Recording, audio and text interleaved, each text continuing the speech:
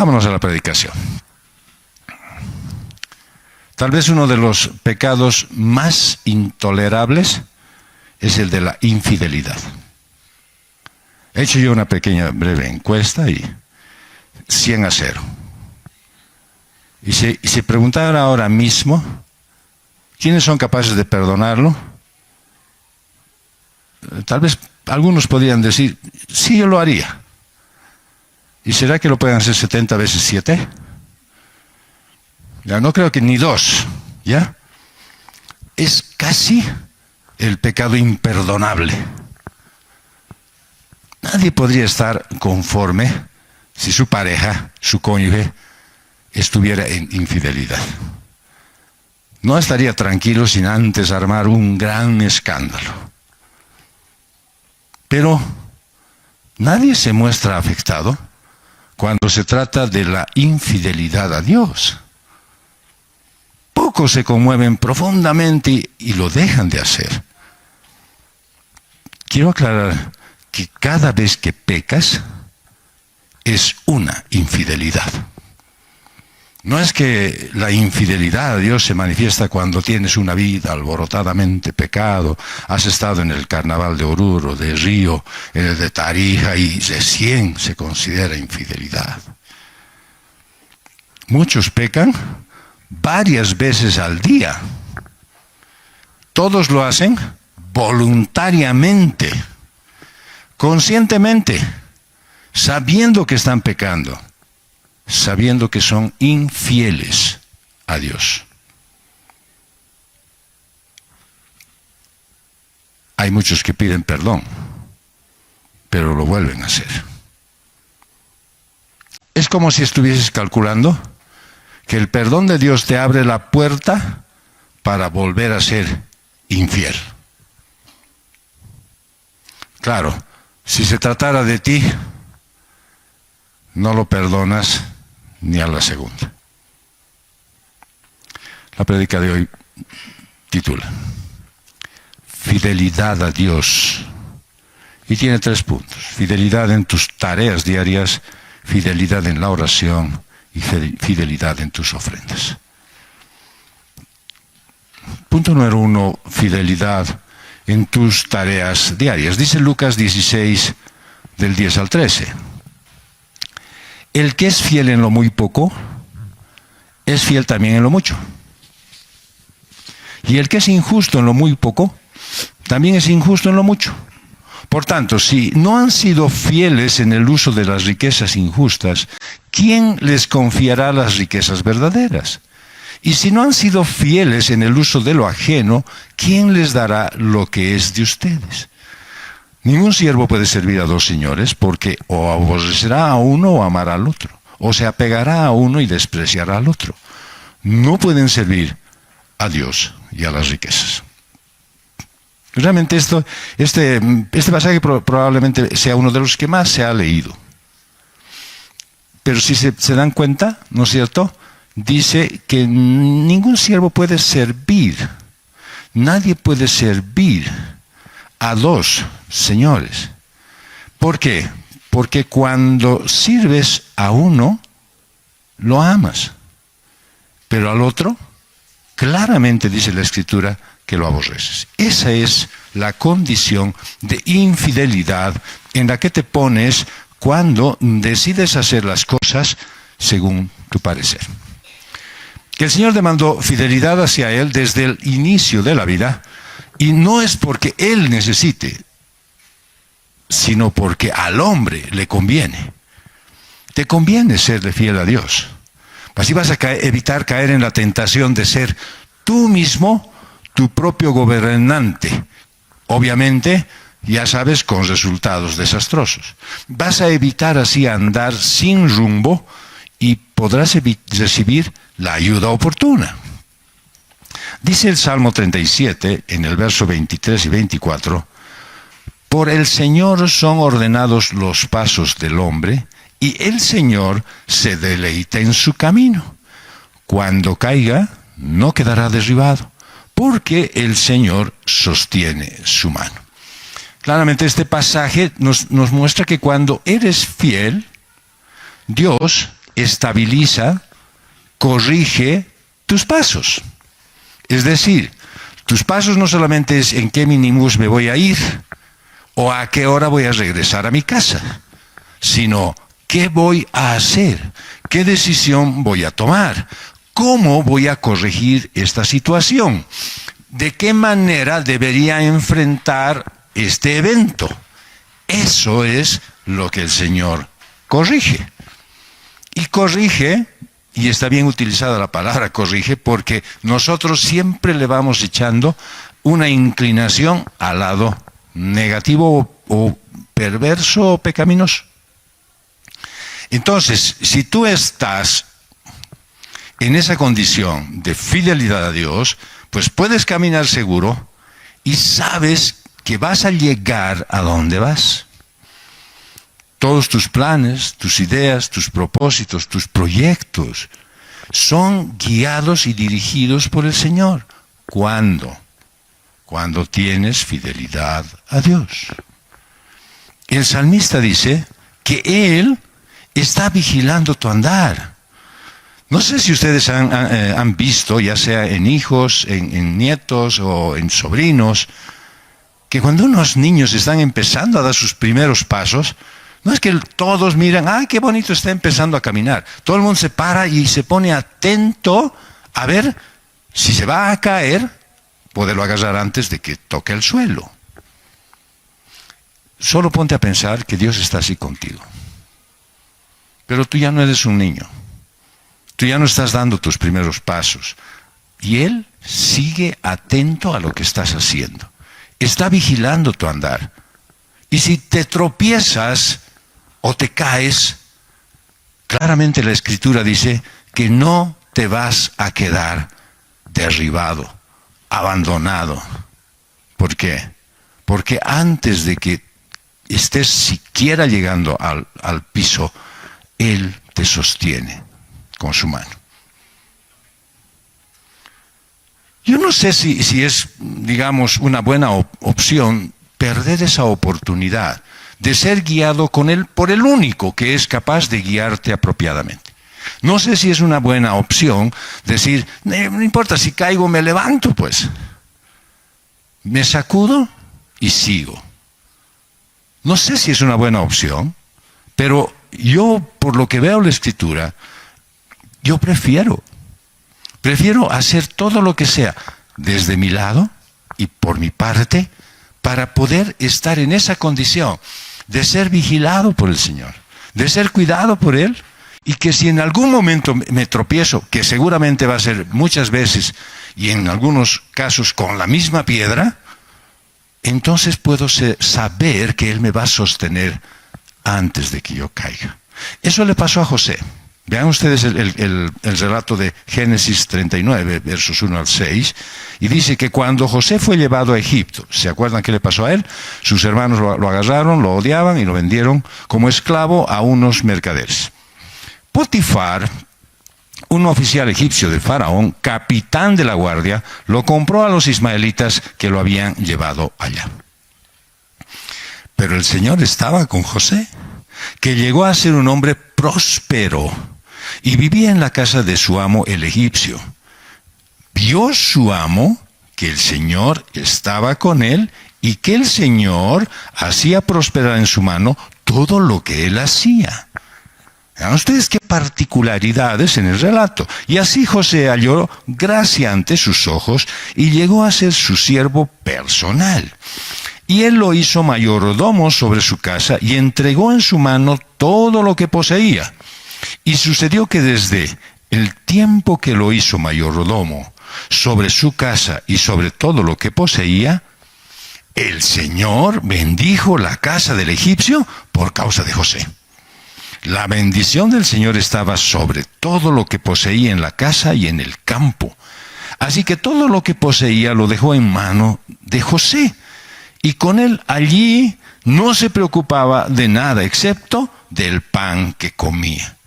Y era José de gallarda figura y de hermoso parecer. Aunque fue vendido como un esclavo, José sin esperanza de nada, porque si bien es cierto, nosotros no podemos tener actualmente una referencia, aunque con tanto asunto de trata de personas, hay cierta información de cómo esas personas son tratadas, son manipuladas en el sentido de ser llevados de un lado para el otro, y sin derechos y absolutamente ninguna ventaja. Pónganse a pensar que ahí estaba José, sin saber cuál iba a ser su destino. Sin embargo, el Señor ya le había conseguido un trabajo. Ustedes están buscando todavía, haciendo esfuerzos, mandando currículums y están haciendo un montón de cosas, cuando el Señor les dice: yo tengo tu trabajo. Yo tengo dónde vas a estar tú y dónde vas a ser productivo. Solo que sigues buscando en los lugares equivocados. Sigues sin venir a mí para tener la referencia exacta de cómo vas a ser productivo. Vas a ser una persona confiable en tu trabajo. Vas a ser alguien que van a mirar los demás y van a decir: esta persona, este hombre, esta mujer, tiene algo especial. Alguno dirá: parece que Dios está con él. Y por eso es confiable. Se le puede otorgar tareas que las va a cumplir. Se le puede dar y conceder ciertas responsabilidades que sin duda las va a poder lograr. ¿Por qué no pasa eso con todos? Porque lógicamente estamos jugando a la infidelidad, de querer ser fieles con Dios y fieles con nosotros mismos. Con tanta bendición que le dieron, finalmente José se hizo imprescindible. Y Dios le otorgó la capacidad de dirigir adecuadamente los intereses de otras personas y ser admirado por su trabajo. Yo no sé cuándo ha sido la última vez que te han dicho: bien, buen trabajo. Realmente hiciste lo que mejor de lo que esperábamos. Pero también el Señor le dio la oportunidad de testificar del cuidado y la protección de Dios que tiene sobre su vida. Y no es porque él le andaba gritando: yo soy del Señor. No, él solamente trabajaba fiel a Dios. Y la gente, en este caso su amo Potifar, se daba cuenta que había algo muy particular en él y por eso le dio toda la responsabilidad. Eso puedes tú considerar como una cosa bien particular. La fidelidad a Dios es bendecida. Y dice Génesis 39, en el mismo relato del capítulo 7 al 9, sucedió después de estas cosas que la mujer de su amo miró a José con deseo y le dijo: acuéstate conmigo. Pero él rehusó y dijo a la mujer de su amo: estando yo aquí, mi amo no se preocupa de nada en la casa y ha puesto en mi mano todo lo que posee. No hay nadie más grande que yo en esta casa, y nada me ha rehusado excepto a usted, pues es su mujer. ¿Cómo entonces podría yo hacer esta gran maldad y pecar contra Dios? En medio de una gran tensión, algo que él no había provocado, pero que la Biblia hace referencia y dice que él tenía un buen porte, era atractivo. Y lógicamente, como el innombrable no duerme, despertó el ansia en la mujer ajena y le hizo codiciarlo. Es exactamente como cuando Eva miró el árbol y dijo: este está lindo, pongo para poder comérselo.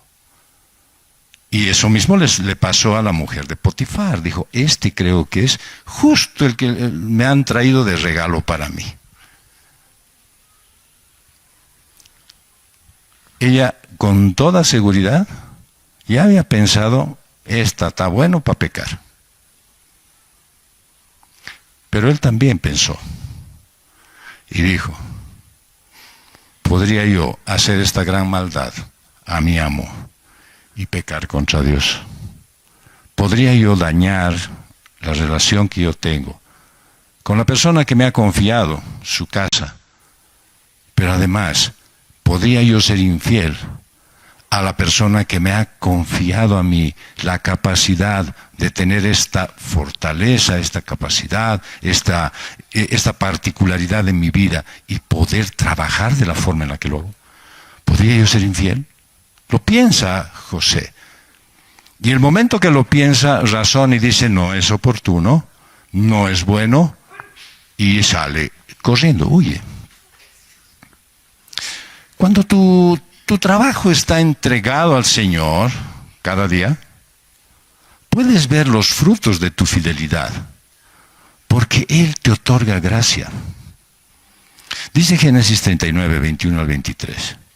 Cuando creía que todo estaba volviendo a ser adverso, nuevamente el Señor muestra su misericordia. Veamos, pero el Señor estaba con José. Le extendió su misericordia y le concedió gracia ante los ojos del jefe de la cárcel. ¿Qué ha pasado? Estaba en la casa de Potifar por la acusación de la mujer a la cárcel. ¿Ve? Y el jefe de la cárcel confía en mano de José a todos los presos que estaban en la cárcel. Y de todo lo que allí se hacía, él era el responsable. El jefe de la cárcel no supervisaba nada que estuviera bajo la responsabilidad de José, porque el Señor estaba con él. Y todo lo que él emprendía, el Señor lo hacía prosperar. En medio de una gran incertidumbre, cuando otra vez las dudas están en su mente, de pronto está bien y aparece en la cárcel, el Señor le da otra oportunidad. Y esto le abre el camino para ser muy pronto la segunda autoridad de Egipto. Él aún no lo sabía. Pero ahí mismo, y se dan cuenta, en la cárcel, él tenía responsabilidad sobre otras personas. Y de lo que él hacía, dice el relato, el encargado de la cárcel no iba a revisar. A ver, veré tu tarea, ¿cómo estás haciendo, papito? ¿Oh? Yo confío en él. Yo sé que él lo hace muy bien. Nosotros por experiencia sabemos, ¿no es cierto?, por lo que se conoce públicamente, que cuando se hace una obra pública, primero contratan una persona, un responsable de una empresa constructora, y encima le ponen un supervisor. Y al supervisor le ponen otro supervisor, para que supervise lo que está supervisando a la empresa que está haciendo. Y después, igualito la obra sale mal. Porque nadie trabaja como para Dios. Todos hacen según sus intereses. ¿Cuánto me pagaron? Tanto. Ay, podía haber cobrado más, ¿no? Pero claro, como he tenido que dar ya, ni modo. Pero entonces yo voy a hacer con material inferior, con menos ganas, en mayor tiempo. ¿Y el supervisor? Me han puesto a supervisar. Pero esta empresa hace bien. Además es amiga de la autoridad, así que ¿para qué supervisar? Y el supervisor del supervisor ni sale de su oficina. Y lógicamente las cosas salen mal. A José no había que supervisarlo, porque él hacía exactamente como tenía que hacer. Y en ese momento en que, aún dentro de la cárcel, está trabajando perfectamente, pues sucede que le viene a visitar un copero y un panadero, y lo comprometen en algo que él dice, ahora sí, por fin se va a dar al menos una salida de este lugar. Le encomienda al copero. Pero dice claramente la Escritura que el copero se olvida de él. Todos se olvidaron de él en la cárcel. Sin embargo, nuevamente el Señor muestra su gracia al usar un sueño del faraón, justo en beneficio de José, y lo presenta como el hombre responsable como para poder salir de ese entuerto. En Génesis 41, 35 al 44 dice, la idea le pareció bien a Faraón y a todos los siervos. Bien, cuando había un sueño de un gran desastre, nadie podía adivinar de qué se trataba, lo llaman a José y José les da referencia. Entonces Faraón dijo a sus siervos, ¿podemos hallar un hombre como este en quien esté el Espíritu de Dios? Un pagano como el Faraón, reconociendo que José tenía el Espíritu de Dios en él. Y Faraón dijo a José, Puesto que Dios te ha hecho saber todo esto, no hay nadie más prudente ni tan sabio como tú. Tú estarás sobre mi casa y todo mi pueblo obedecerá tus órdenes. Solamente en el trono yo seré mayor que tú. Faraón dijo también a José, mira, te he puesto sobre toda la tierra de Egipto. Y Faraón se quitó el anillo de sellar de su mano y lo puso en la mano de José. Lo vistió con vestiduras de lino fino y puso un collar de oro en su cuello. Lo hizo montar en su segundo carro y proclamaron delante de él, doblen la rodilla, y lo puso sobre toda la tierra de Egipto. Entonces Faraón dijo a José, aunque yo soy Faraón, sin embargo, nadie levantará su mano ni su pie sin tu permiso en toda la tierra de Egipto.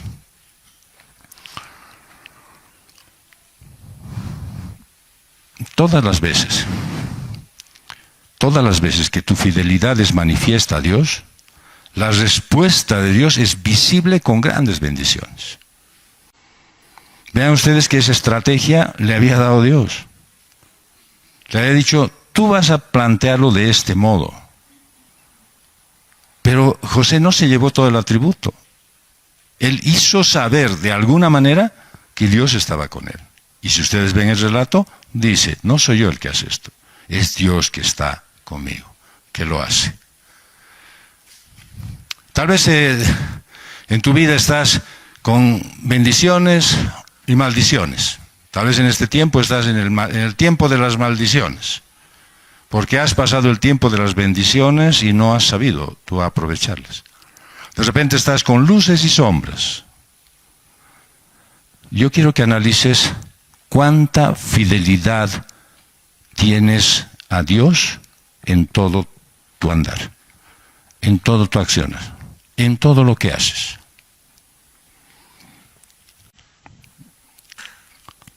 Esa era la vida de José.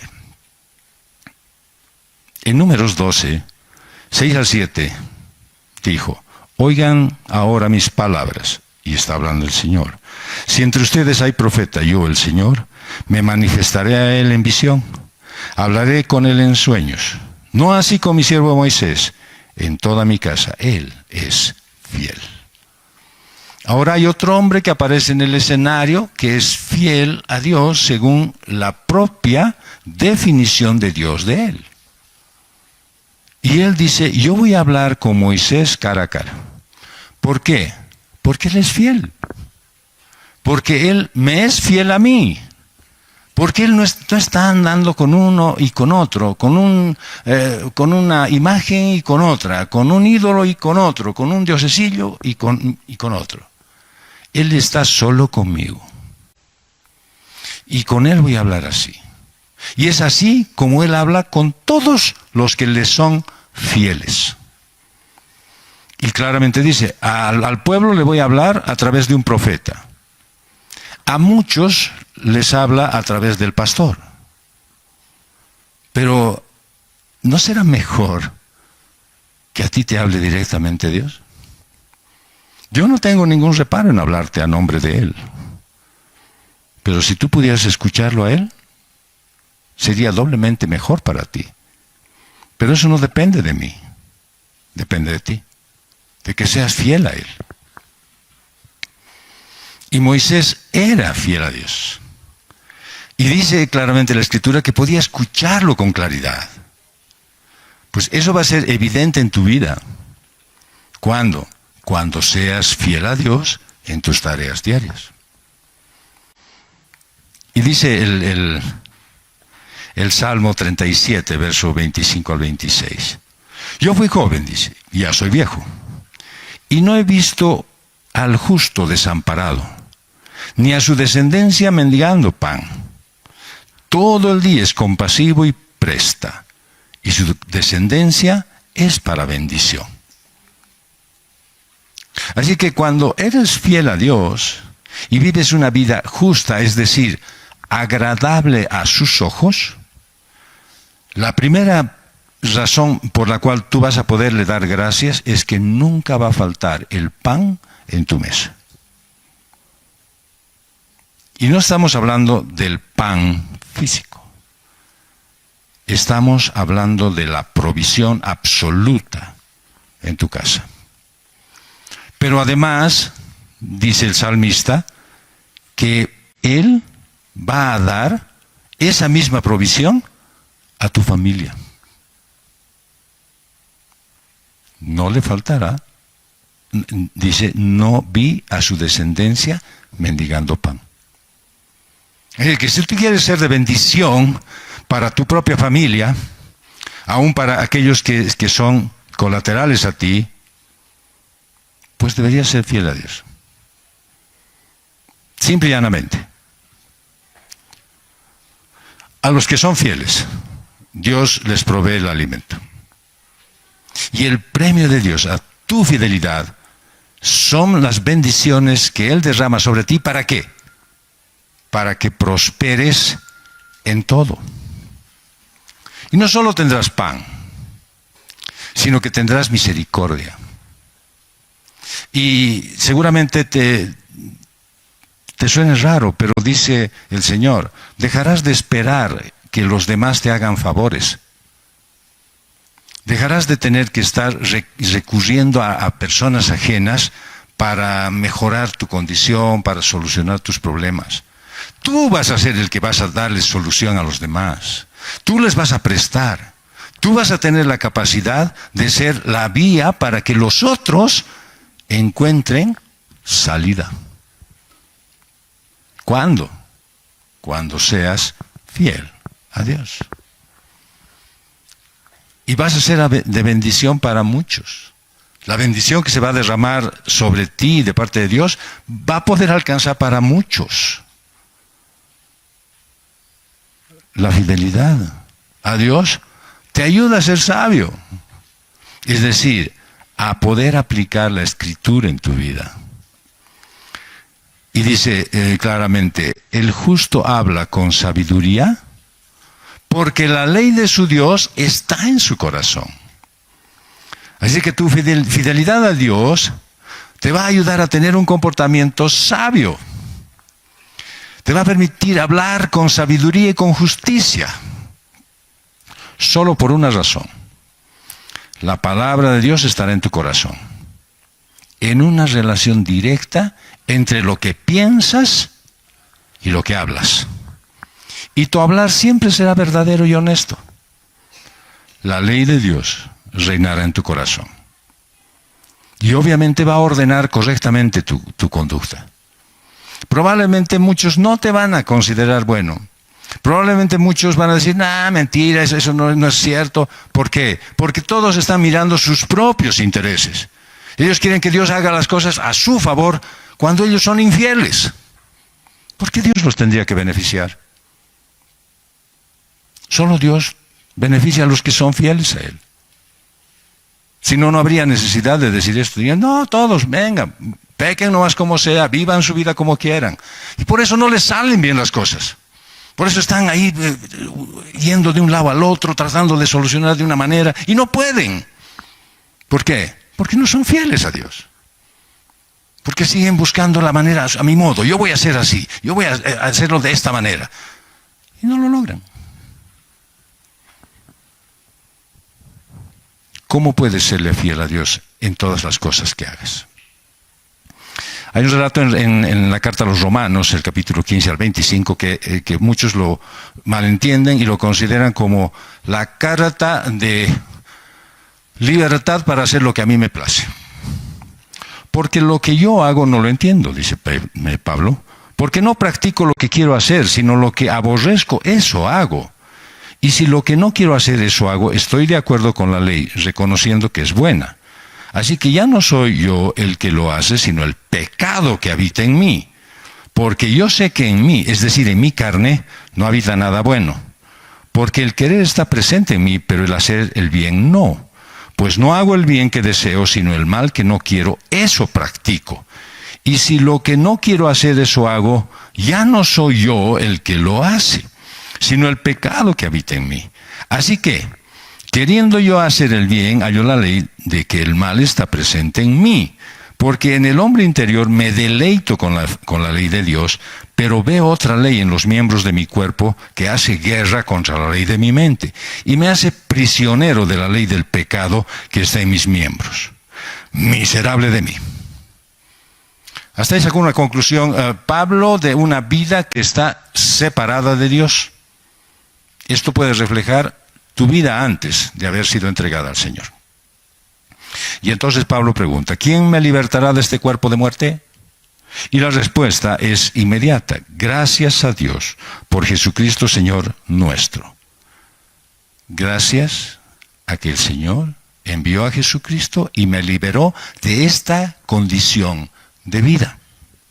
Así que yo mismo, por un lado, con la mente, es decir, todavía mi lucha permanece, aun cuando Jesucristo me ha salvado de la vida del pecado, en mi mente sirvo a la ley de Dios, es decir, la recuerdo, la pienso, la quiero.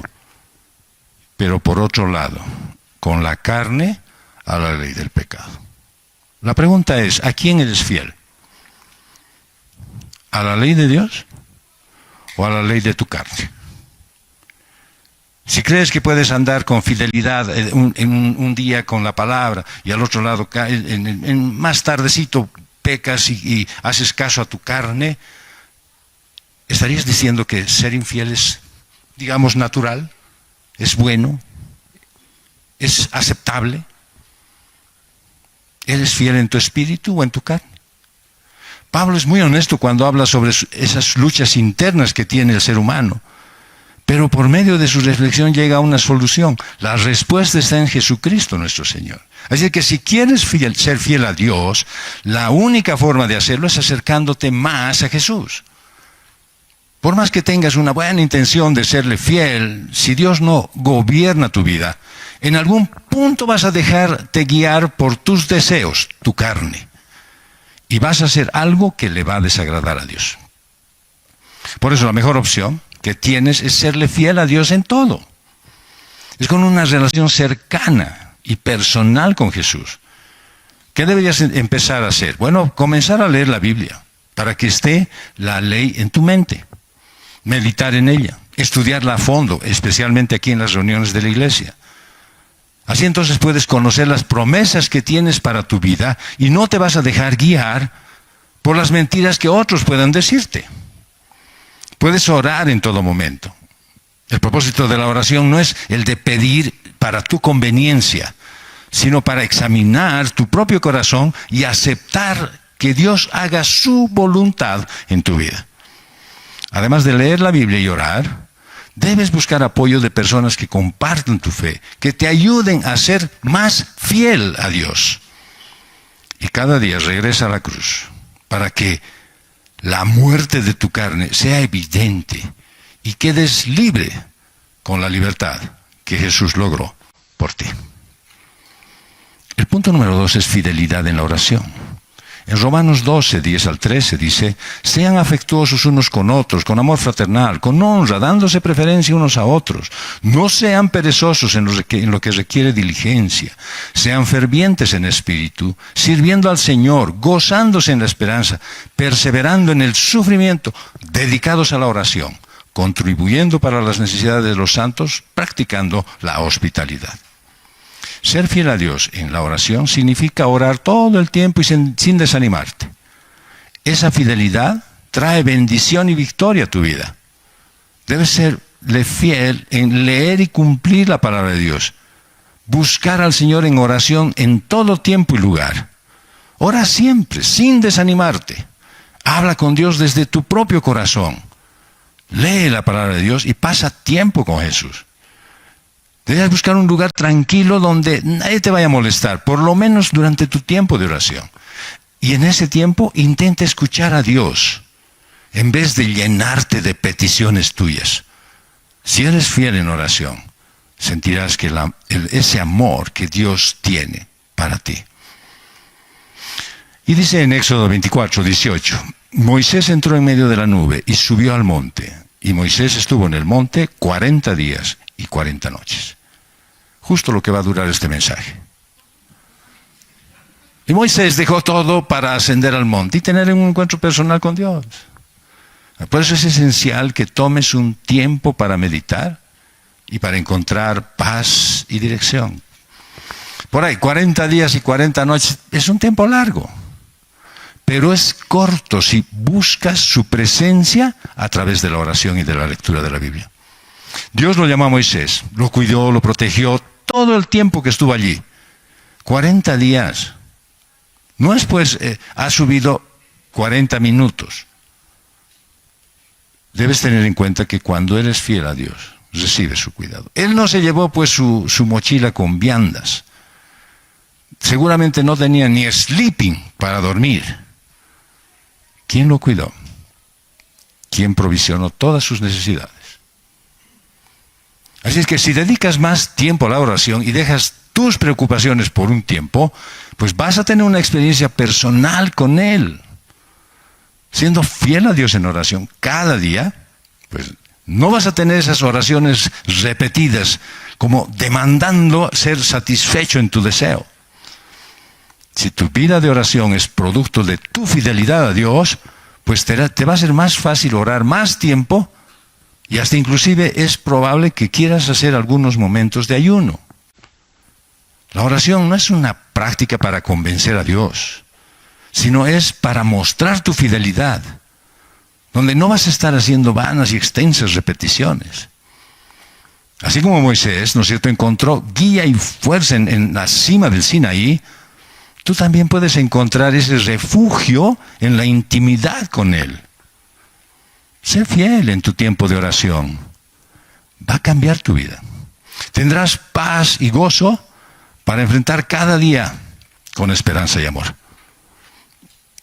Y dice en el pasaje de Daniel, capítulo 6, verso 10, cuando supo Daniel que había sido firmado el documento, entró en su casa. En su aposento superior tenía ventanas abiertas en dirección a Jerusalén. Y como solía hacerlo antes, continuó arrodillándose 3 veces al día, orando y dando gracias delante de su Dios. Aquí tienes otra persona que es fiel a Dios. Como pocos, dedicaba 3 veces al día un tiempo para orar. Esa era la forma en que mostraba su fidelidad a Dios. Desde el principio de su vida en Babilonia, Daniel tenía una relación estrecha con Dios. No era reactivo a las circunstancias. No es que cuando había un problema recién se ponía a orar. No es que cuando quería salir con su gusto se ponía a orar. Él oraba frecuentemente todos los días, 3 veces. En alguna oportunidad se negó a comer la comida del rey porque estaba prohibida en la ley de Moisés. Y Dios bendijo su fidelidad. Está en el libro de Daniel, capítulo 1, versos 8 al 17. Y en ese tiempo el rey emitió un decreto que prohibía a todos hacer una petición particular a cualquier dios o a cualquier hombre, excepto obviamente al rey. Y esto iba a durar 30 días. Qué fácil yo creo que habría sido para muchos cristianos si hubiesen encontrado en esa situación decir, ¿cuánto tiempo dices? 30 días. Puedo estar sin orar 30 días, no hay problema. Voy a dejar de orar. Total, el asunto es que no me meten problemas. Daniel dijo, nada que ver. O sea, para mí, exista o no exista decreto, yo voy a orar. Y él sabía que si alguien era encontrado incumpliendo ese mandato, pues lo iban a arrojar a una fosa de los leones. Pero Daniel estaba orando y dando gracias a Dios como siempre lo había hecho. Él no podía dejar que su fidelidad sea afectada. Ninguna circunstancia. No, estoy tan preocupado que ya no tengo tiempo para orar.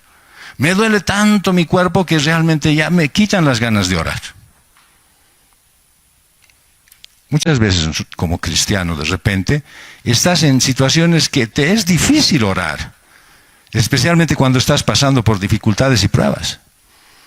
Y la tentación de dejar de orar y adorar a Dios puede ser muy grande, hasta hacerte perder el sentido de la oración. Pero igualito como Daniel, tienes que recordar que Dios está contigo. Él nunca te abandona, ni siquiera en los momentos más difíciles, o cuando tú crees que te está abandonando. En el pasaje en el segundo libro de las Crónicas, en el capítulo 32, verso 24, dice, en aquellos días Ezequías cayó enfermo de muerte y oró al Señor. Y Él le habló y le dio una señal. Toda enfermedad tiene un propósito. Nadie está transcurriendo un proceso de enfermedad sin un propósito de parte de Dios. Y tú preguntarás, ¿y cuál será el propósito para mí? Como dice mi hermano Tito, ven a la consejería y te puedo estar hablando. Muestra tu fidelidad a Dios. Persevera en oración, en adoración. Incluso cuando las cosas están más difíciles. Confía en que Dios escucha tus oraciones. Está atento a tus peticiones. No consideres que es mejor obrar que orar. Y con ese ejemplo de valentía y fe de Daniel, puedes ver que nunca deberías dejar de buscar la voluntad de Dios y su presencia en tu vida. Estamos en un mundo que te exige que comprometas tus principios. Pero en contraparte, el coraje de Daniel te muestra cómo ser firme y fiel en la oración. Su decisión de orar a pesar del riesgo, pues es un desafío a mantener tu fidelidad a Dios inquebrantable. ¿Para qué? Para que te pase exactamente como le pasó a Nehemías. Mira el relato de Nehemías 2, verso 4 y verso 8. Entonces está hablando Nehemías y había estado pensando, pucha, están los muros destruidos, pero no sé qué hacer. Yo estoy aquí de sirviente y no tengo ni recursos, pero sufro porque las cosas no se dan. Entonces el rey me dijo, ¿qué es lo que pides? En ese instante, no dice la Biblia literalmente, pero yo creo que es la oración más inmediata que se ha podido escuchar, ¿no? Esa es la oración tipo comida rápida. Así que oré al Dios del cielo. ¿Acaso no sabía lo que tenía que pedir? Sí, él sabía lo que tenía que pedir, pero ¿sabes qué? Era demasiado. Era demasiado lo que pedía. Eso es como el término, ¿no? Pides demasiado. Algunas esposas dicen eso. Solo quiero que cambie tu carácter. Pides demasiado. Ya, bien. Él sabía lo que tenía que pedir, pero era harto. Y vean ustedes que en el verso 8 dice, y el rey me lo concedió. ¡Ay, qué buena suerte! Porque la mano bondadosa de mi Dios estaba sobre mí. Yo era fiel a Dios. Yo no dejaba mi fidelidad, así las condiciones estuvieran un desastre. Y en ese momento, cuando sentía que no había salida, cuando solamente eran sueños lo mío, cuando la solución a mi problema era simplemente una quimera, un deseo, un anhelo, aparece el rey para preguntarle, ¿qué es lo que quieres? Y él lanza, vean del verso 4 al 8, hay harto trecho, así es que eso es todo lo que él pide. Y el rey le concede. No sé cuándo ha sido la última vez que el Señor te ha concedido algo. Ojalá haya sido esta mañana. No importa la situación por la que estés pasando. Debes mostrar tu fidelidad a Dios en oración. No dejes de orar y confiar. Hoy, en medio de las pruebas, confía que la oración es la mejor y más poderosa herramienta para mostrar tu fidelidad a Dios. Y hay un relato más, en Hechos 15:25. Como a medianoche Pablo y Silas oraban y cantaban himnos a Dios, y los presos los escuchaban. Claro, a medianoche, obviamente.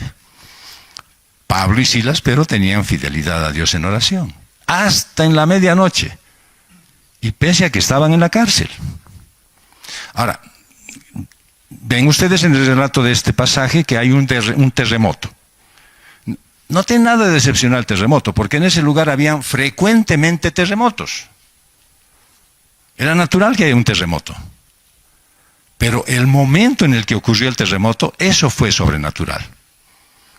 Dios soltó un terremoto que estaba ya pidiendo ser liberado y querer hacer su desastre en el momento exacto. Y liberó a Pablo y Silas y a otros prisioneros. Y de ahí sale a un hombre que quiere conocer a Dios. El aspecto más dramático de esta historia no es el terremoto, es ver, lo más impresionante de esto es ver a Pablo y Silas cantando confiados en medio de la noche. ¿Ellos sabrían que lo que venía? No sabían.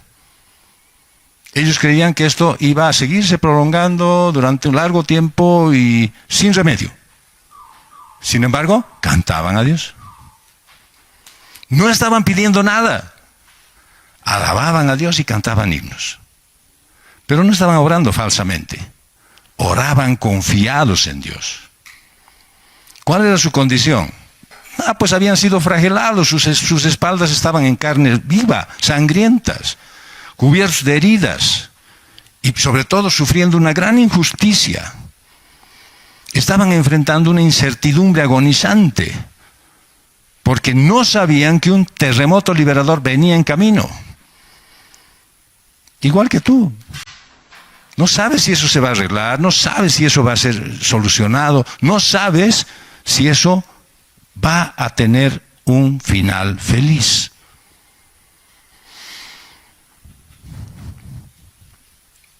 Evidentemente estaban cantando.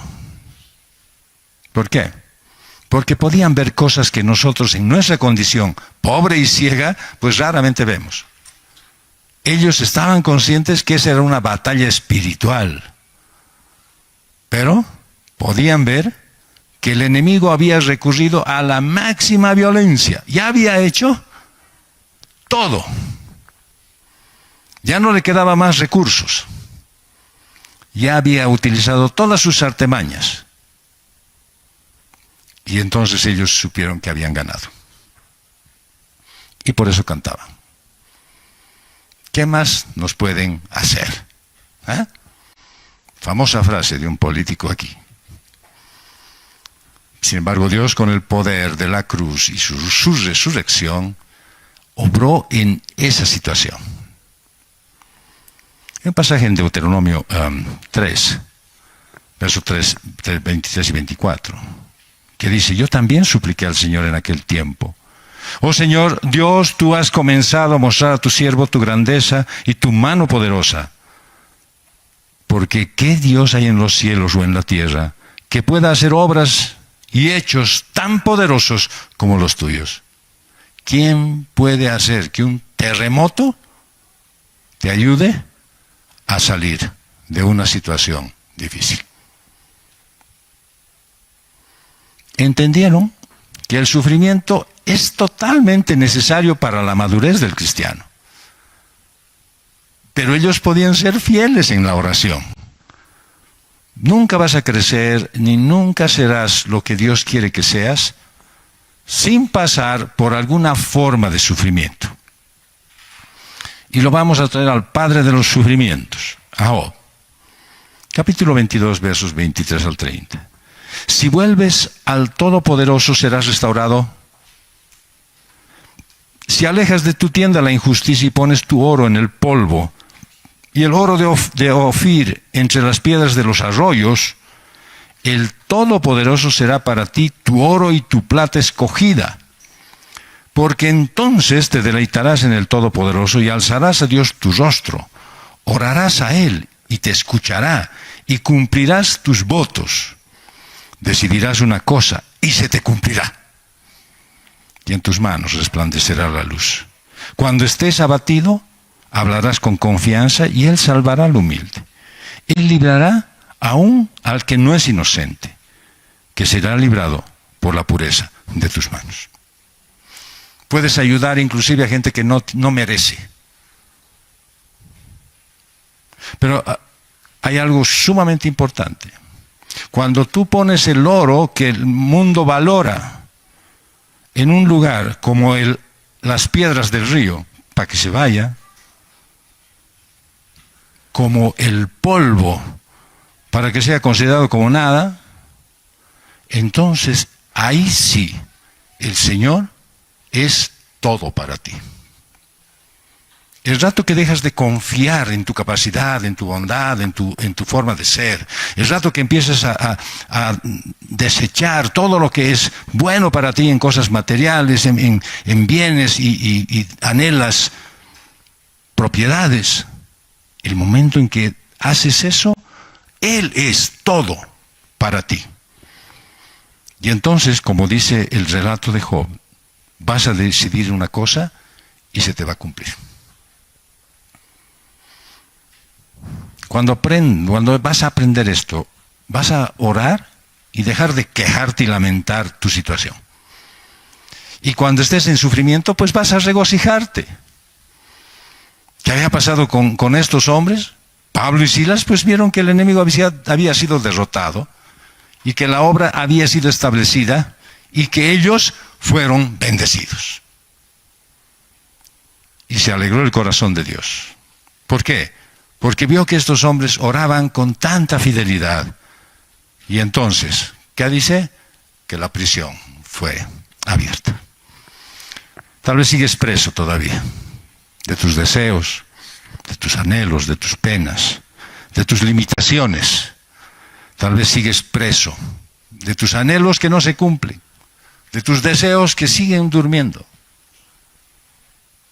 Sé fiel a Dios en tus oraciones y verás cómo se abre esa cárcel para que salgas en libertad. La fidelidad en tus ofrendas. Y dice en 2 Corintios 9, del 6 al 8, pero esto digo, el que siembra escasamente, escasamente también segará, y el que siembra abundantemente y abundantemente segará. Que cada uno dé como propuso en su corazón, no de mala gana ni por obligación, porque Dios ama al que da con alegría. Y Dios puede hacer que toda gracia abunde para ustedes, a fin de que teniendo siempre todo lo suficiente en todas las cosas, abunden para toda buena obra. Cada ofrenda en la iglesia es algo que se da con disposición y gracia, como una generosa expresión de amor y de acción de gracias.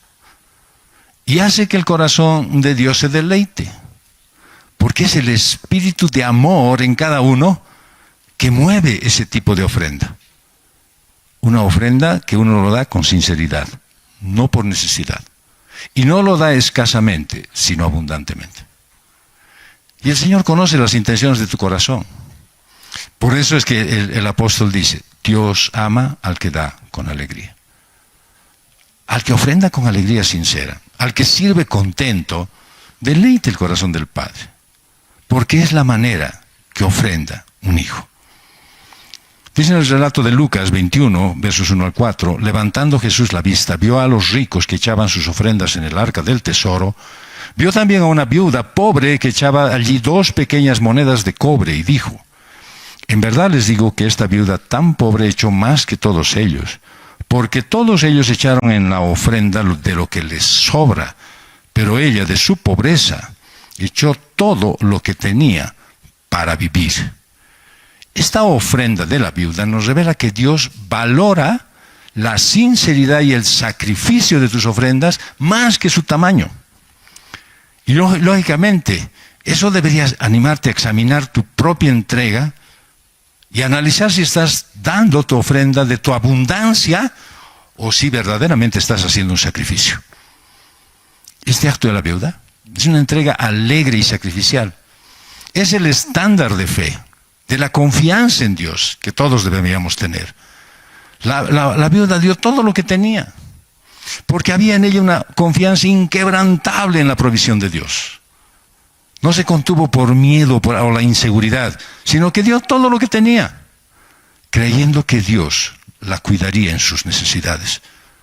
Y este acto de fe es un poderoso testimonio de dependencia en Dios, en lugar de depender de los recursos materiales. Dice el relato de Mateo, capítulo 6, versos 25 al 29. Por eso les digo, no se preocupen por su vida, qué comerán o qué beberán, ni por su cuerpo, qué vestirán. ¿No es la vida más que el alimento y el cuerpo más que la ropa?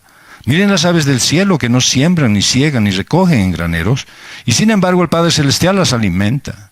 ¿No son ustedes de mucho más valor que ellas? ¿Quién de ustedes, por ansioso que esté, puede añadir 1 hora al curso de su vida? Y por la ropa, ¿por qué se preocupan? Observen cómo crecen los lirios del campo, no trabajan ni hilan. Pero les digo que ni Salomón, con toda su gloria, se vistió como uno de ellos. Jesús nos está dando una enseñanza sobre la importancia de confiar solo en Dios. ¿Para qué? Para cubrir tus necesidades diarias. La ofrenda de la viuda es una enseñanza en acción. Su fe en la provisión de Dios, pues, le permite dar generosamente en su pobreza. Y esa acción no fue meramente una transacción financiera, sino fue una expresión verdadera de devoción y de amor a Dios. ¿Por qué? Porque está confiando en la provisión de Dios. Entonces tú debías dejar tus ansiedades, toda tu seguridad material, y mostrar más bien fidelidad a Dios. Vivir esa fidelidad de forma real, mostrando dependencia en Dios a través de tus ofrendas. Y dice Marcos 12:30, amarás al Señor tu Dios con todo tu corazón, y con toda tu alma, y con toda tu mente, y con toda tu fuerza. Esa ofrenda de la vida está honrando ese mandato. Al dar todo lo que tenía con profundo amor y reverencia, está demostrando que ama a Dios más que a nadie. La adoración no es cantar canciones o ir a los servicios religiosos. En realidad involucra todos los aspectos de tu vida, incluido el de dar una ofrenda. Así que deberías estar examinando todo el tiempo las motivaciones en tu adoración. ¿Estás dando por obligación o estás ofrendando con amor genuino a Dios? La verdadera adoración implica dar lo mejor de ti a Dios. Incluso cuando el dar tu ofrenda implique un sacrificio personal. Dice en el libro de los Hechos, en el capítulo 4, versos 32 al 37, la congregación de los que creyeron era de un corazón y un alma. Ninguno decía ser suyo lo que poseía, sino que todas las cosas eran de propiedad común. Con gran poder los apóstoles daban testimonio de la resurrección del Señor Jesús, y había abundante gracia sobre todos ellos. No había pues ningún necesitado entre ellos, porque todos los que poseían tierras o casas las vendían, traían el precio de lo vendido y lo depositaban a los pies de los apóstoles, y se distribuía a cada uno según su necesidad. Y José, un levita natural de Chipre, a quien también los apóstoles llamaban Bernabé, que traducido significa hijo de consolación, poseía un campo y lo vendió. Trajo el dinero y lo depositó a los pies de los apóstoles. Bernabé fue fiel a Dios con su ofrenda, porque entregó del precio real de la heredad que vendió. Eso es cristianismo verdadero, genuino. Bueno, porque tristemente hay uno falso. Y ese entró en la iglesia primitiva muy pronto. Cuando la verdadera iglesia era enviada por todo el mundo, el cristianismo falso salió en compañía de ella. Este cristianismo falso se maneja como un tipo de club religioso, donde la gente del mismo estatus o clase social se congrega. Pero eso no tiene nada que ver con el verdadero cristianismo. No porque digan, estoy yendo a una iglesia, es una iglesia verdadera. El verdadero cristianismo es de personas que comparten la misma vida divina. Y cuando se congregan, se consideran a sí mismos lo que realmente son, hermanos y hermanas en una misma familia.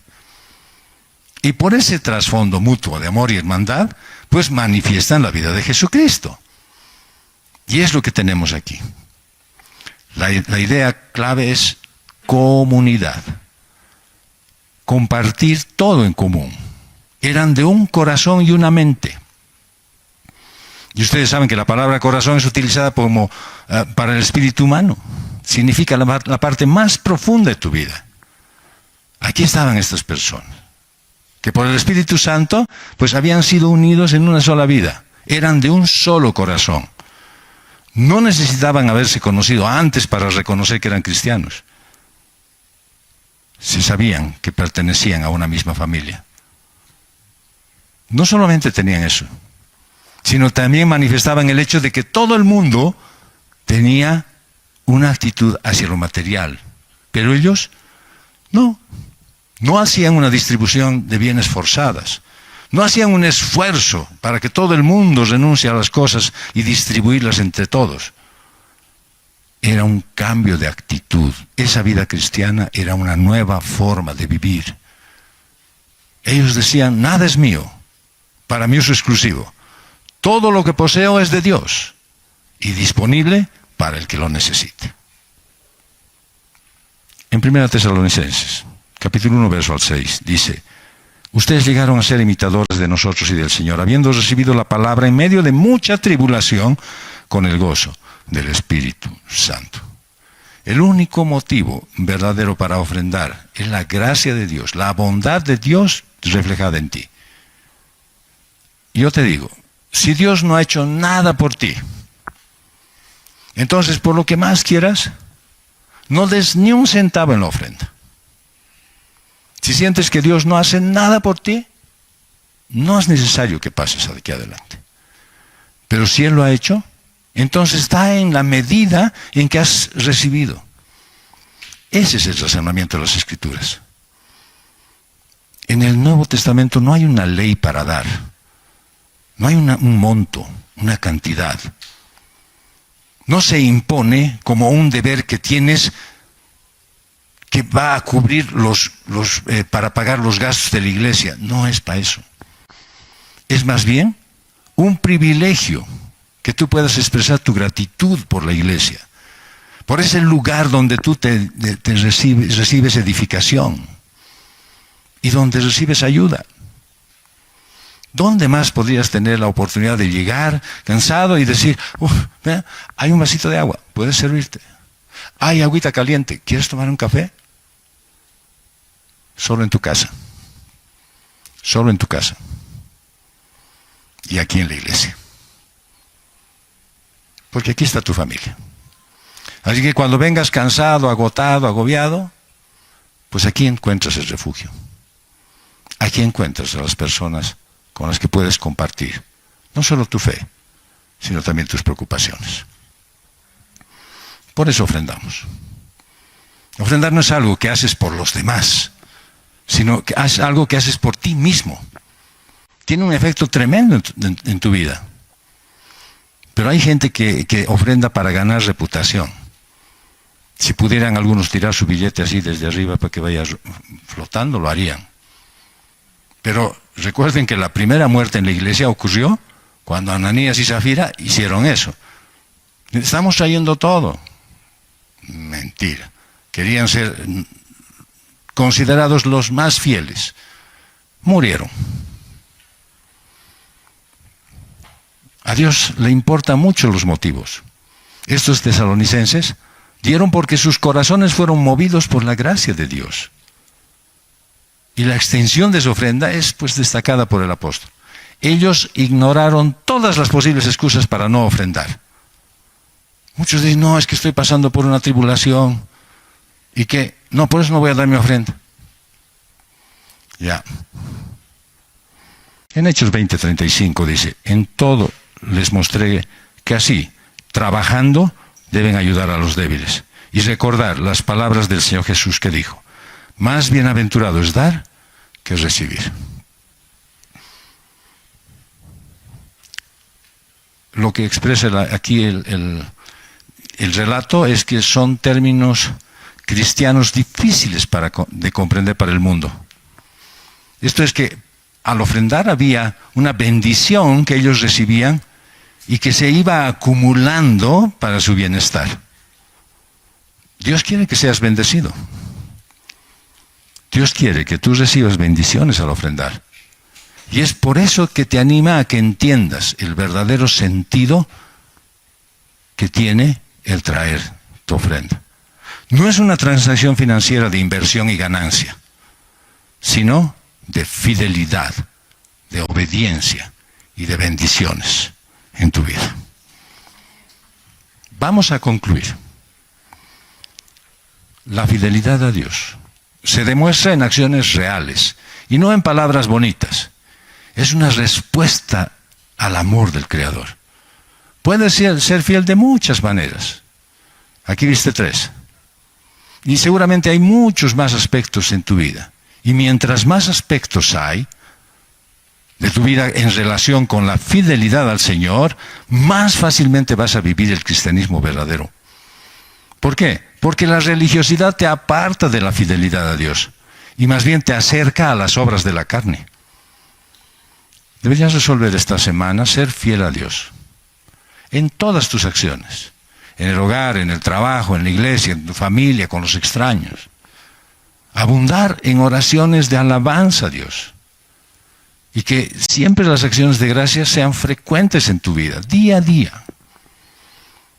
Y como dice el mensaje del Señor, a través de Pablo, reservar tu ofrenda según tu fidelidad a Dios, según lo que tú consideres que es ser fiel a Dios. No hagas nada por obligación o sin tener un real convencimiento. Deja más bien que el Espíritu Santo sea el que te guíe en todos los aspectos de tu vida cristiana. Toma tu cruz y sigue a Cristo. Muere cada día a tu vieja forma de vida, a tu vieja manera de pensar. ¿Para qué? Para que el carácter de Jesús se manifieste en ti siempre. Señor, queremos darte gracias porque tú nos permites ser fieles a ti. Pero te pedimos perdón, Señor, porque a través de la exposición de tu palabra nos damos cuenta que nuestra fidelidad está en números negativos. Queremos que nos perdones por eso como iglesia.